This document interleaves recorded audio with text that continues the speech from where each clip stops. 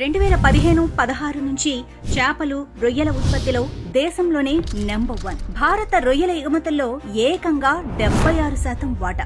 ఏటా 19,420 కోట్ల విదేశీ మారకాన్ని తెచ్చిపెట్టే ఆంధ్రప్రదేశ్ ఆక్వారంగం ఇప్పుడు ఒక వింతైన సందిగ్ధంలో పడింది. పశ్చిమాసియాలో యుద్ధ మేఘాలు కమ్ముకోవడంతో గల్ఫ్ దేశాలకు ఎగుమతులు నిలిచిపోతాయన్న భయంతో కృష్ణా, పశ్చిమ గోదావరి, నెల్లూరు, బాపట్ల మరియు కోనసీమ జిల్లాల్లోని రైతులు ఆందోళన చెందుతున్నారు. యుద్ధం కారణంగా గల్ఫ్ మార్కెట్ దెబ్బతింటుందన్న ప్రచారంతో రైతులు పానిక్ గా హార్వెస్ట్ చేస్తున్నారు. రొయ్యలు ఇంకా పూర్తి స్థాయికి పెరగక ముందే చెరువులను ఖాళీ చేస్తూ ఉండటంతో మార్కెట్ లో సప్లై పెరిగి ధరలు కిలోకు 30 రూపాయల నుంచి 80 రూపాయల వరకు పడిపోయాయి. కానీ అమెరికా మార్కెట్ లో ప్రస్తుతం 50 మరియు 60 కౌంట్ రొయ్యలకు విపరీతమైన గిరాకీ ఉంది. ఆంధ్ర రైతులు పండించే ప్రధాన సైజులు కూడా ఇవే. కాబట్టి రైతులు భయపడి మధ్యలోనే పంటను పట్టేయాల్సిన అవసరం లేదు. పూర్తి కౌంట్ వచ్చే వరకు వేచి చూస్తేనే అంతర్జాతీయ మార్కెట్ లో మంచి ధర దక్కుతుంది. ఎగుమతి నిపుణుల విశ్లేషణ ప్రకారం అమెరికా, యూరప్, జపాన్ మరియు చైనా వంటి ప్రధాన మార్కెట్లకు వెళ్లే సీ ఫుడ్ కంటైనర్లు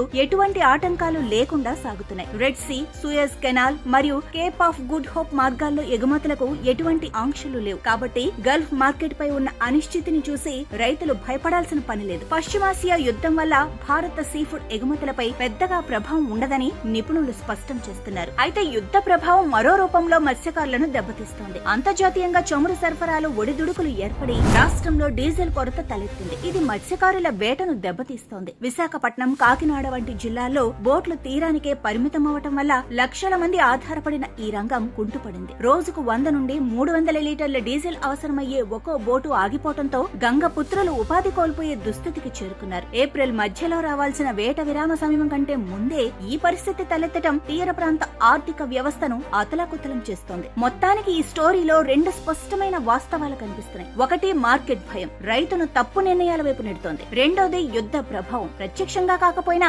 పరోక్షంగా ఖర్చులు మరియు కార్యకలాపాలను దెబ్బతీస్తోంది. అందుకే ఇప్పుడు రైతు చేయాల్సింది ఒక్కటే, భయంతో నిర్ణయాలు తీసుకోవటం కాదు, మార్కెట్ వాస్తవాలను అర్థం చేసుకుని ముందడుగు వేయడం. మీ ప్రాంతంలో ప్రస్తుతం రొయ్యల ధరలు ఎలా ఉన్నాయి, డీజిల్ సరఫరా ఎలా ఉందో కింద కామెంట్ చేయండి.